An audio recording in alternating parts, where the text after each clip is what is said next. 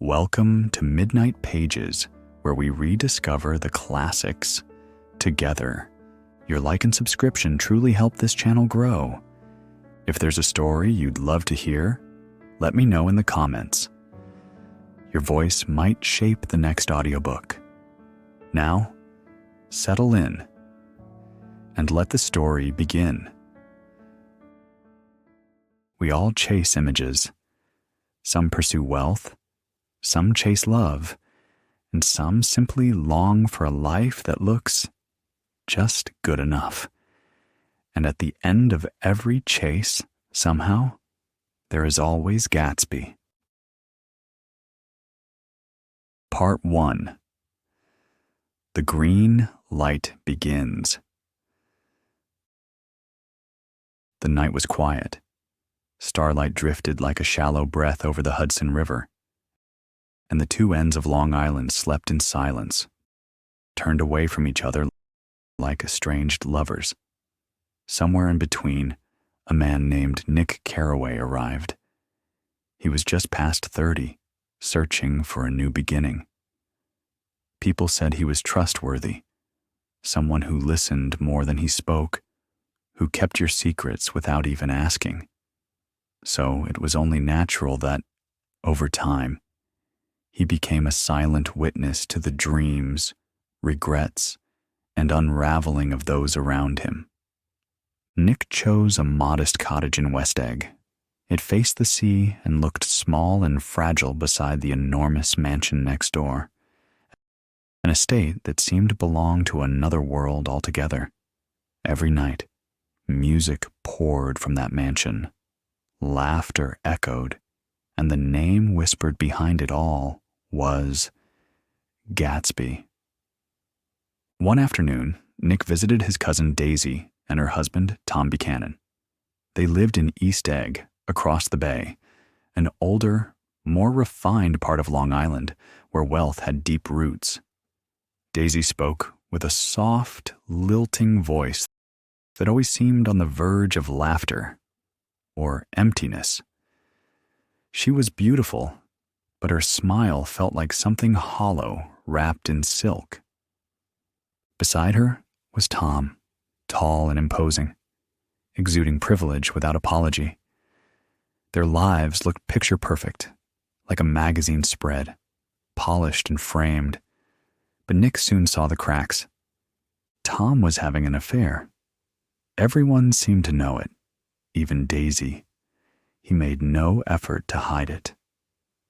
Nick heard the name Myrtle Wilson during a casual conversation, spoken with the same indifference someone might use to describe a car they owned.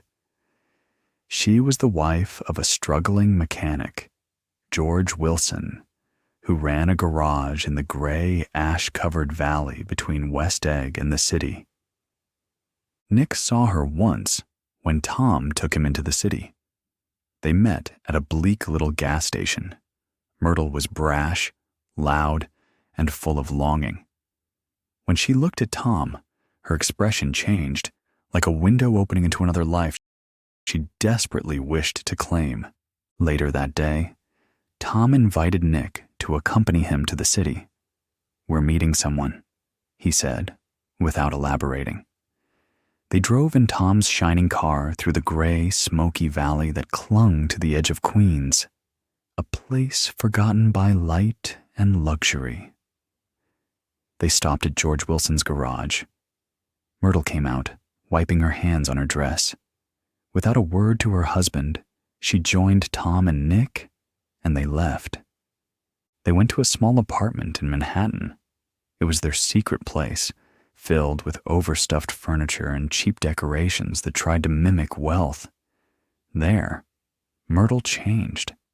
She became louder, more demanding, like someone rehearsing for a life she didn't yet own. She ordered whiskey, put on a new dress, and hosted a small party for strangers she barely knew. Tom laughed and drank, but his control was constant. When Myrtle shouted Daisy's name, mocking her with a drunken sneer, Tom struck her, backhanded. The room fell silent. Nick realized then This was not love. It was power, possession, something cruel dressed in silk. Back in West Egg, Nick often found himself walking along the shoreline in the early evenings, when the world was painted in hues of gold and gray. He would pause to look at the ripples in the water, wondering about the lives unfolding behind the glowing windows across the bay. He couldn't help but feel like an outsider, peering into a world of masks and curated dreams. At night, the lights from Gatsby's house would shimmer like distant stars. Cars pulled up with laughter spilling out of open doors. The scent of champagne and summer roses lingered in the breeze, blending with the faint hum of a jazz band warming up inside.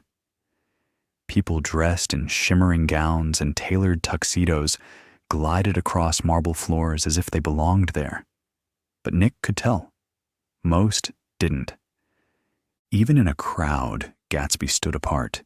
He greeted guests with practiced warmth, but his smile never quite reached his eyes. He was a man constantly watching, always waiting. His charm was quiet, almost hesitant, as if he feared waking from a dream he didn't want to end. One evening, Nick received a formal invitation. Rare, even among the hundreds who came and went. He stepped into a world of gold-trimmed halls, floating champagne, and laughter that didn't always come from joy. Strangers danced under the stars, pretending to know the host. No one really did. Nick watched from the edges. He wasn't like the others, and he didn't try to be. Then he finally met Gatsby, not through a grand introduction, but by accident, during a quiet moment near the garden. Gatsby was not what Nick expected. He was not loud or brash. He was courteous, even shy. Amid the dazzling crowd, Gatsby seemed to be the loneliest man in the room. There was something in his eyes, a longing so quiet and persistent, it clung to the air around him. Nick remembered something Gatsby had said during one of their early conversations. Can't repeat the past?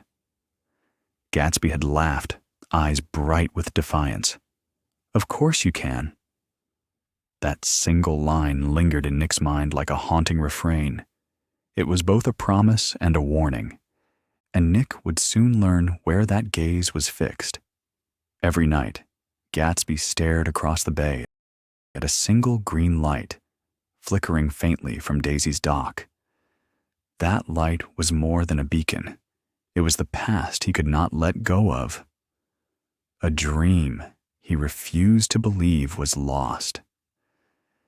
Gatsby had once loved Daisy, long before the wealth, the house, the parties, and everything he had built, every tailored suit, every polished car, every roaring celebration, was for her, to win her back, to prove he was worthy, to rewrite a moment in time.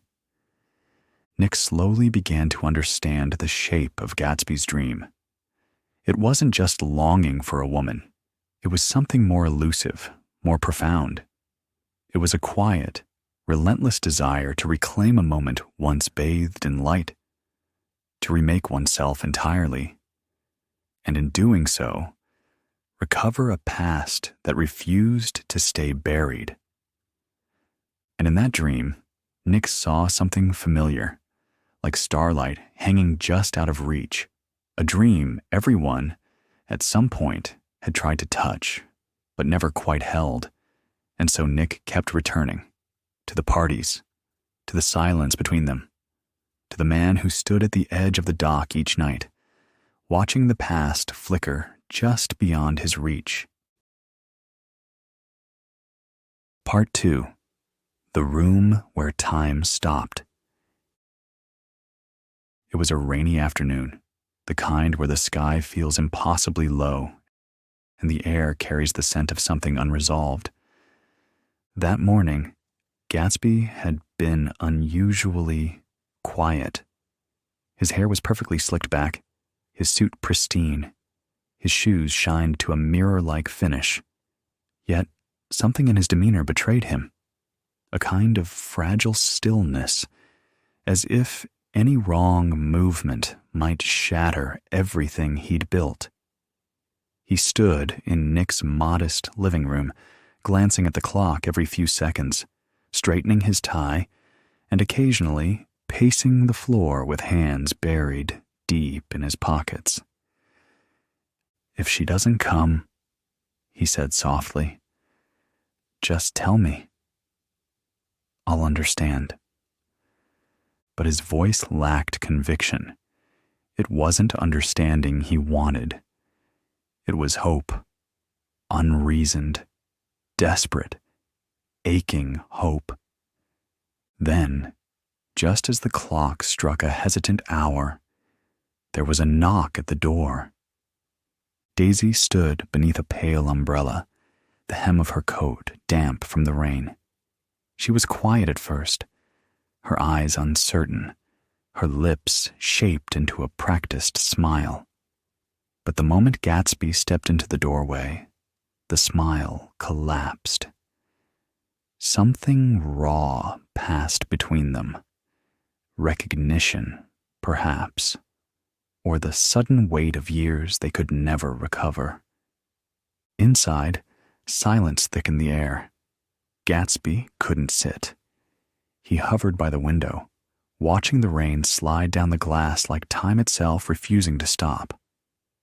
Daisy sat with a teacup in her hand, not drinking, just holding it, as if clinging to anything stable in that moment.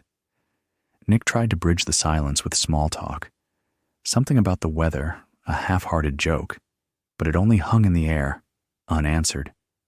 Then Gatsby said her name, gently, barely above a whisper.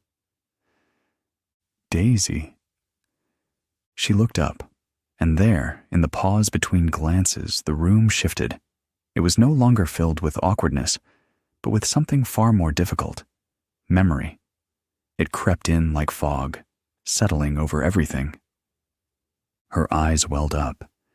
A tear escaped, catching on her cheek before she could turn away. Gatsby stepped forward, reaching for her hand with a tremble so faint it was almost reverent. They said nothing. They didn't need to. In that silence, the years folded in on themselves. The rain outside softened, as if even the storm recognized the sacredness of this reunion. Nick, sensing the moment wasn't his to share, slipped quietly out the door. He wandered the garden, letting the mist settle on his shoulders. Inside the house, he could hear faint laughter, real, unrestrained. For the first time, Gatsby's dream wasn't just imagined. It had a voice, a sound, a heartbeat. Later, the three of them drove to Gatsby's mansion. The rain had passed, and the sky broke open with a timid light. The house stood like a palace carved out of a fairy tale, its windows glowing gold, its halls filled with the echoes of expectation. Gatsby led Daisy from room to room, narrating each detail with a boyish pride. The marble floors, the velvet curtains, the grand piano no one played, the stacks of books lining the walls, even the clock, which he claimed was set to the moment they first kissed. But when he opened the wardrobe, something shifted. He began pulling shirts from the shelves, endless piles of soft linens, silks, imported cottons in colors so vivid they seemed unreal. He threw them in the air, letting them rain down in bright cascades across the bed. "All of these," he said breathlessly. "I've had them sent from England. I picked them for you." Daisy stood still, one hand at her chest. She blinked quickly, trying to keep her composure, but the dam had broken. "They're beautiful," she whispered. "That's all." Just so beautiful. And then she cried again. Not softly, but with sudden, unexpected force, as if all the years between them had collapsed under the weight of what might have been. Gatsby watched her with a strange calm. To him, the tears were confirmation, proof that the dream was alive again, that the past wasn't just remembered, it was being reborn. For the next several days, Daisy returned often. Gatsby's mansion, once filled with strangers, now echoed only with their laughter and conversation. They walked through the gardens, dined by candlelight, and lingered by the piano, while soft notes filled the evening air. To Gatsby, everything was perfect. But to Nick, something felt incomplete. He noticed the way Gatsby would pause in mid-sentence, searching Daisy's eyes for assurance. He noticed the moments Daisy looked away, as though overwhelmed by a history she couldn't fully embrace. She was there, yes, but never entirely. Gatsby spoke often of the past, of the way Daisy used to laugh, the clothes she wore, the way the light fell across her face that one July afternoon 5 years ago. He spoke as though time were a painting he could restore, every detail exactly as it had been. But Daisy wasn't the same. And Nick could see she wasn't sure if Gatsby was either. One night, as Gatsby stood at the edge of the dock, eyes fixed on that distant green light blinking faintly across the water, Nick joined him in silence. "She does love you," Nick said quietly. Gatsby didn't turn his head. He simply nodded once. "She has to," he whispered. "She always did. She just forgot for a while." Nick didn't answer. He knew Gatsby wasn't really talking to him. Nick remained beside him, listening to the night. Crickets in the grass, the hum of a boat engine far away, the lonely howl of a dog echoing in the distance. It struck him then how much of Gatsby's life was lived not in the present, but in a memory gilded with hope. Gatsby wasn't chasing Daisy. He was chasing the idea of Daisy, polished by time and untouched by reality. And perhaps, Nick thought, that was the most dangerous kind of love, the kind that needed everything to remain exactly as it had been, frozen in amber. He glanced once more at Gatsby, who still hadn't moved, still staring across the bay. In that moment, Gatsby seemed like a man praying to a god who had long since stopped listening. And yet, Nick couldn't help but admire him. For all his delusion, all his blind faith, Gatsby had something few others possessed, a dream so bright it lit up the darkness, even if only for himself. The green light flickered, and Nick turned away, his heart heavy with the knowing that some dreams are never meant to be reached, only chased. But Gatsby, he would chase it forever. Part 3. The End of the Dream. The summer rolled on, golden and bright on the surface, but quietly cracking underneath. Gatsby believed with his entire being that he could repeat the past. He said it plainly to Nick one night, with conviction that bordered on obsession. "Can't repeat the past? Why, of course you can." But things had already begun to slip. Tom Buchanan, Daisy's husband, was no longer oblivious. He noticed how Daisy looked at Gatsby, how her laughter changed in his presence. And so, one tense afternoon, everything unraveled. They were to take separate cars. Tom had assumed, without question, that Daisy would ride with him, as she always had, as a wife should in his world of order and control. But without hesitation, Daisy slipped into Gatsby's yellow car. It was a quiet declaration. She did not speak, but her choice shouted in Tom's ears. Tom stood still for a moment, blinking as if the sun had suddenly blinded him.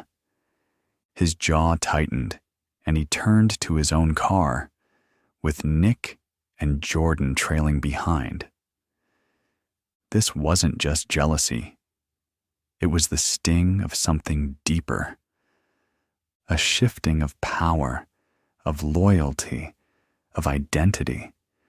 The world he had always known, where money and position assured possession, was cracking. He gripped the wheel too tightly, knuckles white, and shot down the road with a fury that barely concealed the tremor in his heart. In the mirror, he kept glancing at the yellow car that followed behind them, like a ghost of his unraveling pride. At the Plaza Hotel, the group gathered in a room that felt too small for so much tension. The fans did little to cool the heat or the rising voices. Tom stepped forward, his eyes cold, his voice sharp like a blade.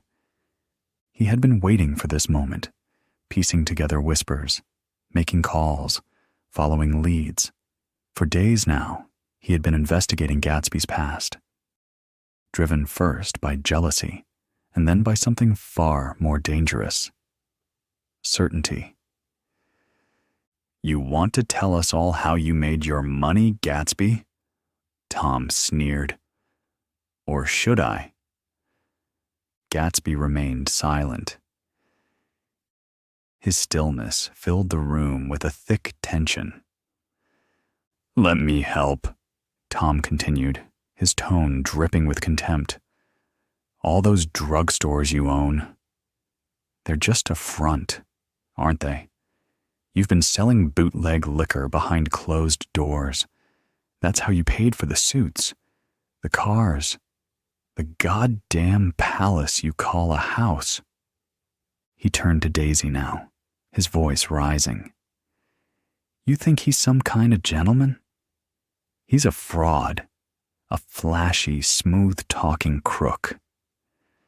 Tom's words struck like a whip. The room recoiled in silence. Gatsby didn't flinch. He kept his eyes on Daisy, still holding on to the hope that she would speak, that she would choose him. But in that silence, something inside Gatsby began to crack. Gatsby turned to Daisy, desperate now. Tell him you never loved him." Daisy hesitated, her lips parted, but the words didn't come. I did love him once, she finally admitted, her voice barely above a whisper. but I loved you too. Gatsby froze. That wasn't the answer he'd waited years to hear. His dream cracked in that instant, just slightly, but enough. Tom saw his victory and pressed it. "Go home with Gatsby if you want, but he's not what you think. He can't take care of you. He's not like us." The ride home was silent. Daisy, pale and distant, drove Gatsby's yellow car while Gatsby sat beside her, still clinging to the fading warmth of his dream. Myrtle Wilson had been uneasy all day. She avoided George's eyes, gazing out the window with a look that suggested she was somewhere else entirely. George paced silently through the garage, pale and worn, his hands trembling slightly as he spoke. We need to leave this place, Myrtle. You and me. We can start over. But Myrtle's thoughts were elsewhere. She still clung to the fantasy of a life with Tom, believing, despite every indication, that she could be different, that he might choose her in the end. That evening, as the sun dipped below the horizon and the sky turned copper gray, Myrtle spotted a yellow car speeding toward the garage. Her heart jumped. It was Tom's car. She was sure of it. That car had become a symbol of her escape, her hope. Without hesitation, she threw open the door and bolted outside. George called after her, his voice raw with panic, but she didn't stop. She ran straight into the road, waving her arms in desperate hope of being seen. For a brief moment, her face was caught in a mix of fear and hope. But it wasn't Tom driving. It was Gatsby's car, and at the wheel was Daisy. The car didn't slow. It was too late. There was a sickening thud as Myrtle's body lifted into the air, then collapsed to the ground like a broken doll. It happened so fast, there wasn't even time to scream. George ran to her crumpled form, falling to his knees beside her.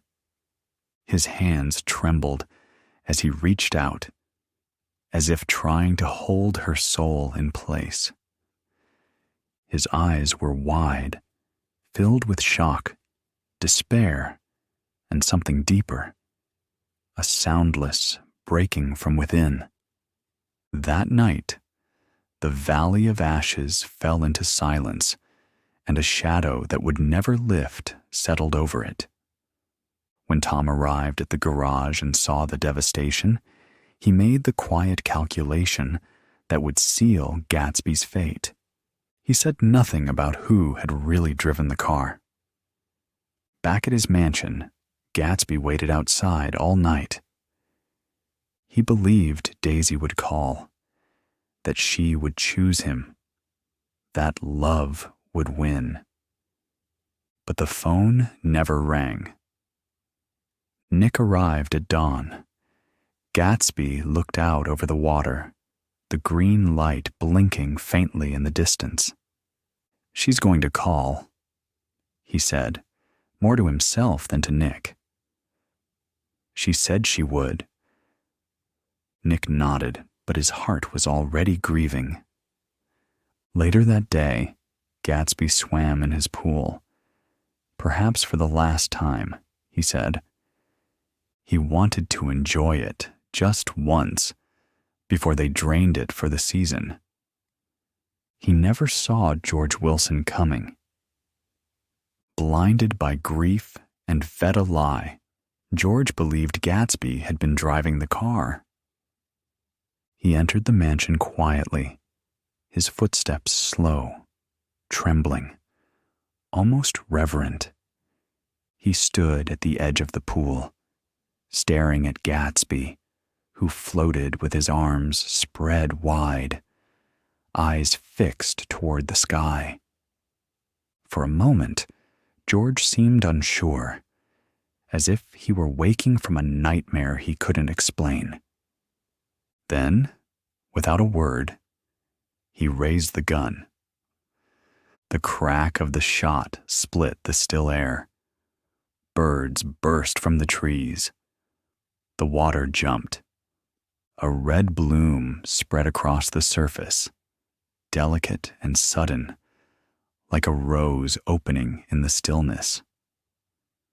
Gatsby's body slowly drifted, sinking just slightly, the sunlight catching the gold of his hair one last time. And with that, the dream was over. The water was still again. No more ripples, no more chasing, Nick found him there, alone. The funeral was nearly empty. Daisy didn't come. Tom didn't come.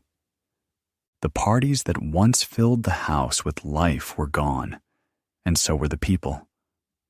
Only a few remained. A servant, Gatsby's father, arriving late and broken. Nick stood by the grave, the only friend who had truly seen Gatsby. The man, not the myth. He remembered Gatsby's smile, that unwavering belief that tomorrow could always be better, that one more step toward the green light would be enough. But it never was. Nick left New York shortly after. The city felt hollow without the illusion. The East was glittering on the surface, but rotten underneath. He returned to the Midwest, to the quiet, to something honest. But Gatsby stayed with him. He thought often of the green light, that dream that pushed Gatsby forward. Beautiful, unreachable, always just out of reach. That night, Gatsby's house was quiet for the first time in weeks. No music, no laughter, just the wind whispering through the trees and the occasional creak of empty walls. He walked through the halls alone, passing the grand staircase, the silent chandeliers, and the rooms where once there had been dancing, conversation, and light. Every object now felt like a monument to something that had never truly existed. In his bedroom, Gatsby paused before the mirror. He straightened his tie, brushed a hand through his hair, and stared into his own eyes, as if trying to see the man Daisy had once loved, or the man he believed he had become for her. "She has to call," he whispered. "She will." Outside, the sky turned a dull gray. The morning crept in slowly, indifferent to broken dreams or shattered illusions. Still, Gatsby waited. Nick, too, struggled to sleep. He kept replaying the afternoon confrontation, Daisy's trembling voice, the broken edge in Gatsby's eyes. There was so much truth lost in that room, buried beneath pride, fear, and years of pretending. He rose before dawn and walked to Gatsby's mansion. The gates stood open, eerily welcoming. The servants had already begun to disappear, the house slowly returning to silence and dust. He found Gatsby by the pool, sitting on the edge with his legs dangling into the cold water. He looked tired, not just from lack of sleep, but from the weight of believing. Nick sat beside him. "You should get some rest." Gatsby shook his head. "I need to be here, in case she calls." The moment held between them, quiet, heavy, filled with everything left unsaid. And in that silence, Nick felt something change inside him, a kind of sorrow he couldn't explain. He realized Gatsby had never truly been chasing Daisy. He had been chasing a dream dressed in her image, a dream he had once glimpsed and spent his life trying to touch again. When Nick left, he looked back only once. Gatsby remained by the pool, still waiting. The day ended in gunfire, and just like that, the house that had once blazed with light became a tomb. The news didn't spread far. There were no headlines, no crowds. Daisy never called. She left town with Tom, quietly and without regret. Her silence rang louder than any scream. Nick tried to arrange the funeral. He called everyone, those who had toasted Gatsby, danced in his gardens, marveled at his mansion. But none came. In the end, it was Nick, Gatsby's elderly father, and a handful of servants who stood by the grave as the rain began to fall.